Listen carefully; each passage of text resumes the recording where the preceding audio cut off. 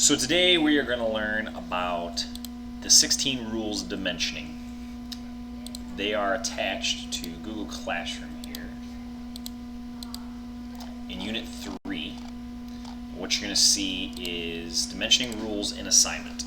The important thing to know here is that basically we have a drawing file inside of Fusion to show and understand how dimensions work with your wheel and body design for your Automobiles car. So you're going to use Activity 3.3 to kind of cheat because they actually show you what you need to dimension. But as far as the 16 rules go, they look like this. I'm going to show you how these 16 rules work inside of a drawing file in Fusion. So first kind of rule, if you look at this, it says dimensioning should reflect the actual size of object, not the scaled size. Basically just means if it's a bigger size or a smaller size, doesn't matter inside of Fusion, just make sure that it says 3 feet if it's 3 feet, 2 inches if it's 2 inches. Include overall dimensions in the 3 principal directions, height, width, and depth. Basically that just indicates showing the overall length, overall width, and overall depth of the object, no matter what. Those are probably the basic dimensions that you need to make sure you always have. Overall dimensions should be placed to the greatest distance. Basically that's referencing to the fact that they need to be on the outside portion of your dimensioning system. Include all dimensions necessary to produce or inspect a part. If you can redraw it in Fusion from your dimensions, you know your dimensions are done. That's kind of the rule of thumb. Do not include unnecessary dimensions. If you double up dimensions and it says do not duplicate them, you shouldn't have a width in one dimension as well as a width in another dimension, or a location of a hole in one dimension, or I should say one view, and as well as in another view. Just try and keep away from duplicating. Do not include chain dimensioning that add up to given overall dimension. I'll go over that. That just basically means if you can use simple math to figure out where pieces are or where dimensions are supposed to be, you don't have to dimension those last pieces. Don't worry about this important note yet. Dimension should be attached to the view that best shows the contour of the feature. Basically this is just talking about making sure you pick the best front view in order to start dimensioning these systems. A dimension should be attached to only one view. Again, use extension lines, should not connect to 2 views. What they're basically saying is just try not to use one dimension across 2 separate views by only using one piece. Fusion won't even let you do it, so it's not that big of a deal. It's just something to be aware of. Place dimensions between adjacent views whenever possible. Again, that's just saying try and keep them in the middle. I call it the inside, and I'll indicate what that means in a sec.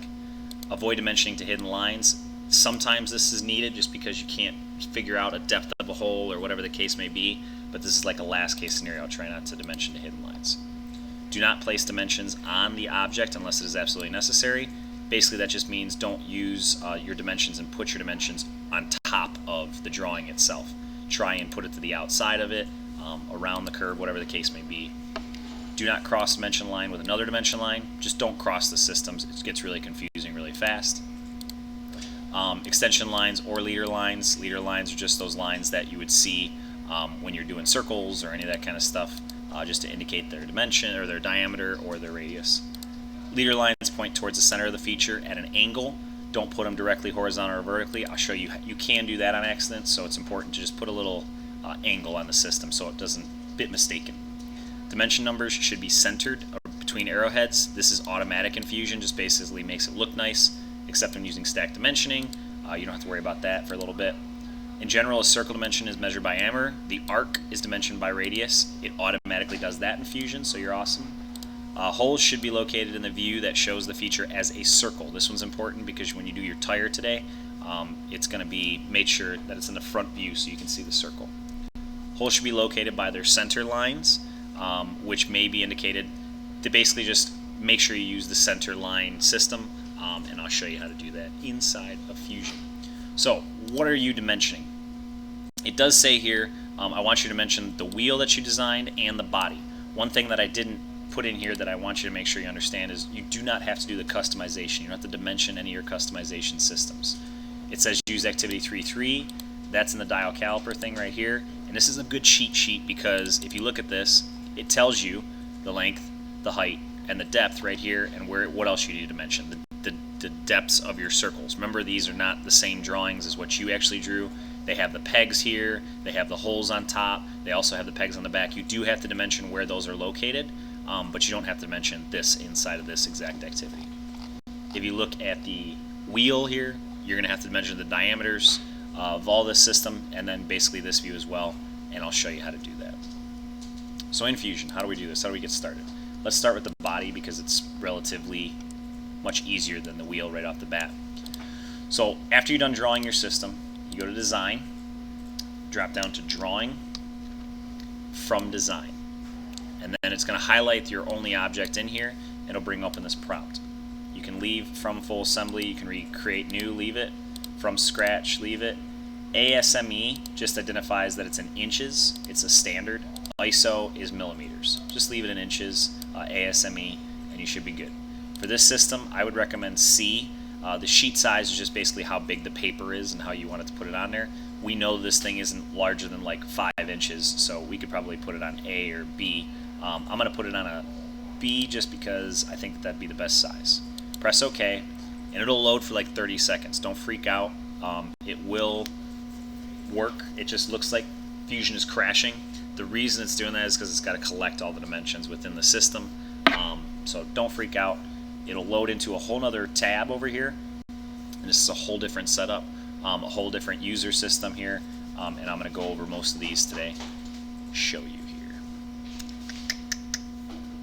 The fun thing here, and one thing I do want to make sure you guys do first before you get into this, is get all of your front views, your side views, your top views, and all that kind of stuff set up first.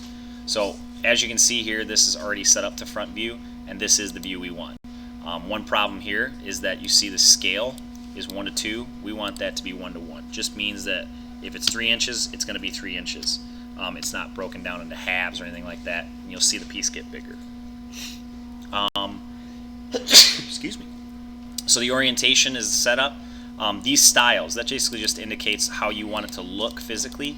I would recommend doing the wireframe here, the first one, visible edges, just because you want to be able to see those hidden lines. Scale we just talked about, leave these ones and leave these two, and you're all set. You can press OK. After I press OK, it'll change that color to what I set it up, and then you can begin dimensioning after you project. So now we have the front view. We need the top view, and we need the side view. So if I go over here, where it says projected view, I can click this button, select and click once, and drag up to do the top view. And I just clicked once. Now I can keep moving my mouse around. It'll be a little glitchy because it takes a lot of information. Click again, as well as clicking the isometric. Right click, press OK, and it generates all those. Now if I wanted these hidden lines to show, you can double click that object, and it'll bring open that prompt again. You can individually adjust what you want these to look like. I want this one to probably be the style with the hidden lines, just so I can see those depths. Here the same one, it doesn't show anything until I put the hidden lines in, and now it shows everything that I want. So in order to move these, if I right click and hit move, this will come up. You got to select what you want to move, and then you're going to select basically what point, and I'm going to select transform, what point I want it to move from. As you see, they all move with each other, so it's important that you kind of figure out what you want to do before you do all that. Press OK. Now they're positioned the way I want them to be.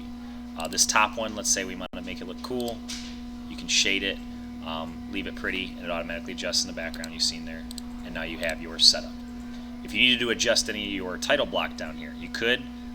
You don't need to change any of this because if you signed in correctly and everything, your name is here. You just double click this and you can edit any of this if you wanted to, but just leave it alone. It works out fine. So first thing beyond all that is starting to dimension. Now we're going to go up to this dimensioning icon here. And the first one, if we look back at the activity here, just for the body itself, is the overall length, overall height, and overall depth. So if I look back at Fusion, I'm going to start and try and get as many dimensions as I possibly can on the front view, and then move to the top view and move to the side view after that. The easier thing to do here, and this is what I mean by the inside. Inside, inside. Outside is basically around the outside of the whole entire drawing itself. So if I go to the overall length, you got to kind of wiggle it around sometimes, and you can see it'll adjust, and I'm good there. If I go, there's two types of dimensioning that I want to go over to. So the first one, I'll delete that. You just click it and press delete. The first one is going to be chain dimensioning.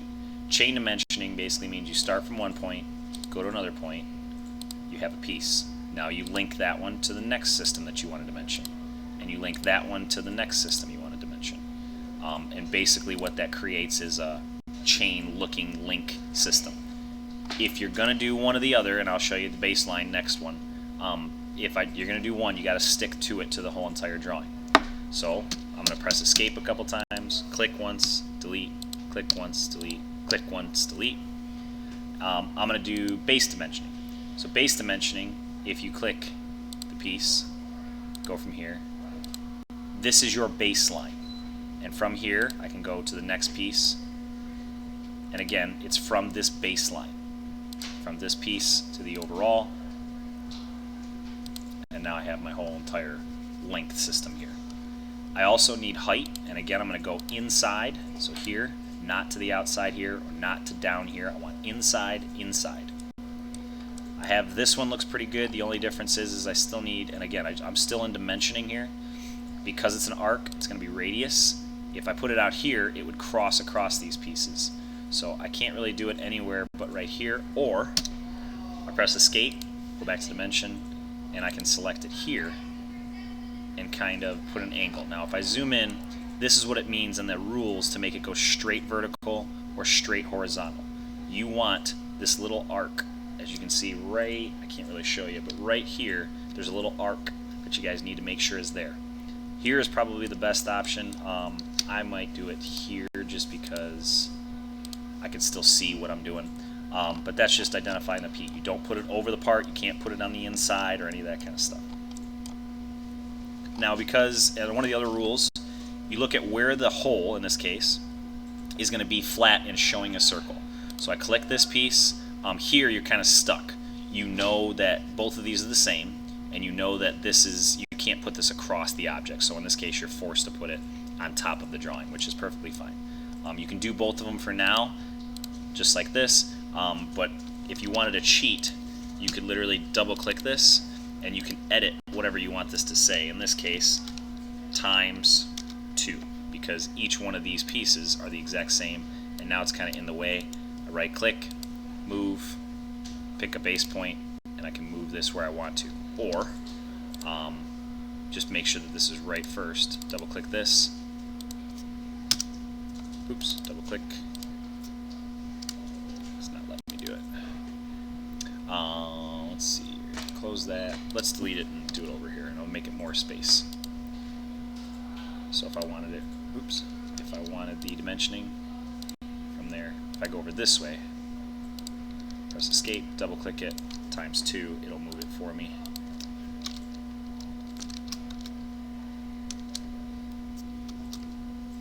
Oops, messing all up. There we go. Press close, and now it says 0.28 times 2, meaning 1, 2. That front is pretty good. We still need the depth, so we can do it up here or we can do it here. I'm going to do it up here just so it's easier, because there's a lot of things that I need to mention anyways. Do the overall depth, and again it's the outside piece.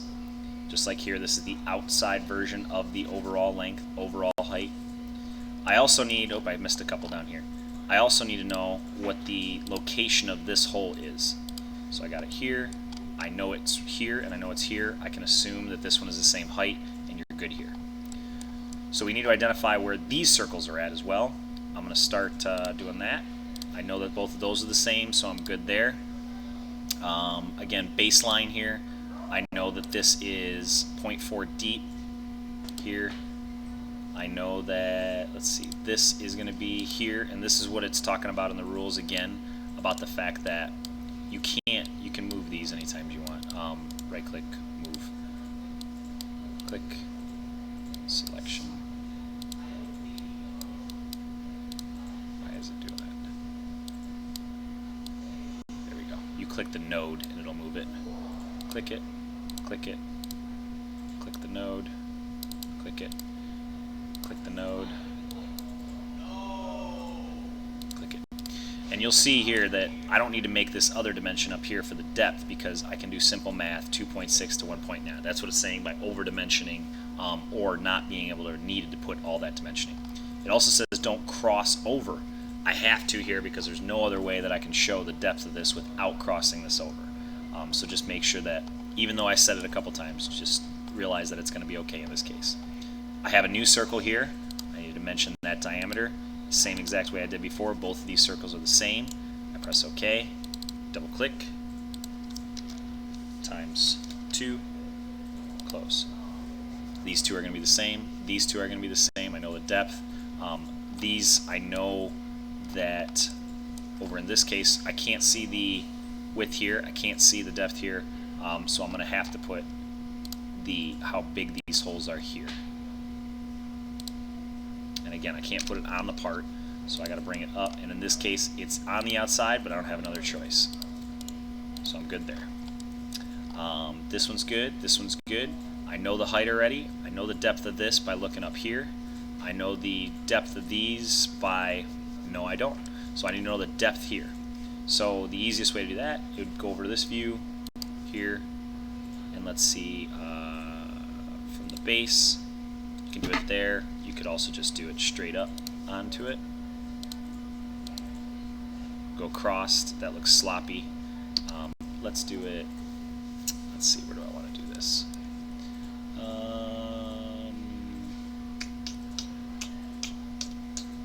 Let's do it here, just for this one. I know it's not really following the rules, but I don't like that.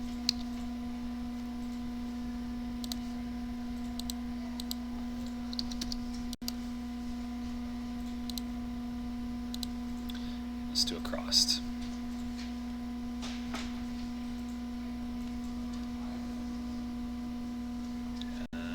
This looks horrible. I guess we can do it there. That's fine for this one.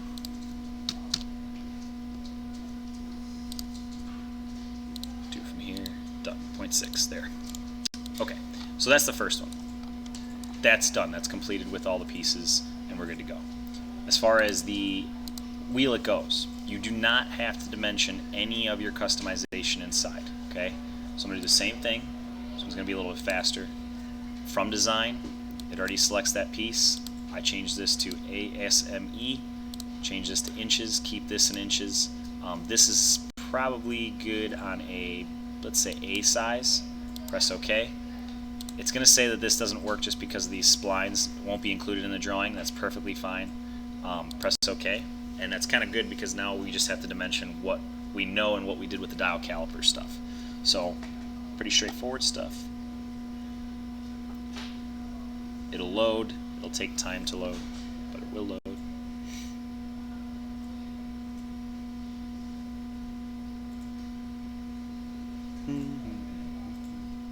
And again, it'll bring open immediately that front view that you'd indicated, which in this case I got lucky.